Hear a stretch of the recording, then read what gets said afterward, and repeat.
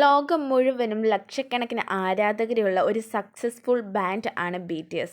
BTSനെ കുറിച്ച് നിങ്ങളൊന്നും അറിയാത്ത കുറച്ച് ഏറെ രഹസ്യങ്ങളുണ്ട്.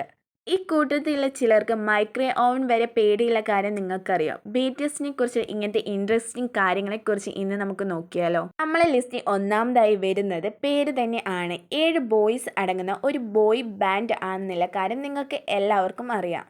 BTSന്റെ യഥാർത്ഥ പേര് നിങ്ങളിൽ പലർക്കും അറിയുണ്ടാവില്ല. അതിൻ്റെ യഥാർത്ഥ പേര് വരുന്ന ബോൺടാങ് സോണിറ്റൻ സ്കൗട്ട് എന്നാണ്. അത് ഇംഗ്ലീഷിലേക്ക് കൺവേർട്ട് ചെയ്ത് നോക്കുമ്പോൾ ബുള്ളറ്റ് പ്രൂഫ് ബോയ് സ്കൗട്ട് എന്നാണ്. ഒരു ബോയിനെ സംബന്ധിച്ച് പലതരത്തിലുള്ള വെല്ലുവിളികളും കുത്തുവാക്കുകളും പരിഹാസങ്ങളും നേരിടേണ്ടി വരും. പുതിയൊരു ബാൻഡ് രൂപീകരിക്കുമ്പോൾ ഈ പ്രശ്നങ്ങളൊക്കെ നേരിടേണ്ടി വരും. അതെല്ലാം ഞങ്ങൾ ചെറുത്ത് നിൽക്കുമെന്നാണ് ബുള്ളറ്റ് പ്രൂഫ് ബോയ് സ്കൗട്ട് എന്നതിൻ്റെ അർത്ഥം. ഇനി രണ്ടാമത്തെ കാര്യം, BTSും സൗത്ത് കൊറിയ എക്കണോമിയും. നിങ്ങളിൽ പലരും വിചാരിച്ചിട്ടുണ്ടാവും ഒരു ബാൻഡും ഒരു രാജ്യത്തിൻ്റെ എക്കണോമിയും തമ്മിൽ ഇനി എന്താണ്. സൗത്ത് കൊറിയ എന്ന് പറയുന്ന ഒരു വലിയ രാജ്യമല്ലെങ്കിലും സാമ്പത്തികമായിട്ട് തരക്കേടില്ലാത്ത നിലയിൽ മുന്നോട്ട് നിൽക്കുന്നു. അവിടെയും BTSന്റെ പങ്ക് വളരെ ഏറെ വലുതാണ്. 2018 കണക്കനുസരിച്ച് നോക്കുമ്പോൾ $2.6 മില്യൺ ആണ് BTS കാരണം സൗത്ത് കൊറിയയ്ക്ക് ലഭിച്ചുകൊണ്ടിരിക്കുന്നത്. അതിൽ പ്രധാന പങ്കുവഹിക്കുന്ന BTS ആർമിയാണ്, അവരുടെ ഫാൻസ് ആണ്. സൗത്ത് കൊറിയയിലേക്ക് ഒരു 10 പേര് ചെല്ലുന്നുണ്ടെങ്കിൽ അതിൽ ഒരാളെങ്കിലും BTS ആർമിയെ കാണാൻ വേണ്ടിയായിരിക്കും. ഇനി നമ്മളിൽ മൂന്നാമതായിട്ട് വരുന്നത് BTS ഫാൻസിനെ കുറിച്ചാണ്. തങ്ങളുടെ ആരാധകരെ എപ്പോഴും ചേർത്ത് പിടിക്കാൻ അവർ നോക്കുന്നു. അവരുടെ ഫാൻസിന് BTS ആർമി എന്ന പേര് തന്നെ നൽകിയത് BTS ആണ്.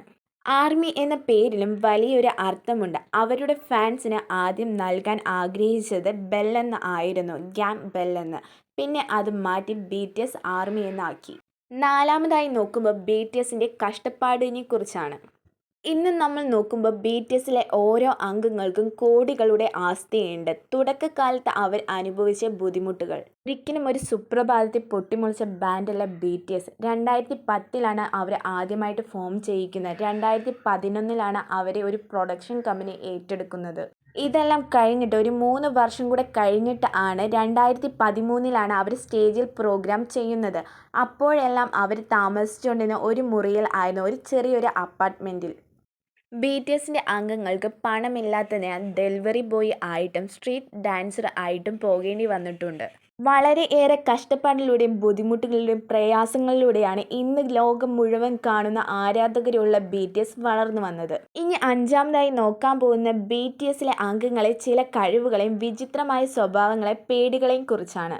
ആദ്യമായിട്ട് എടുത്തു പറയാൻ പോകുന്നത് ടീം ലീഡറായിട്ട് RMന്റെ ഫുൾ നെയിമായിട്ട് വരുന്ന കിം നാംജൂം.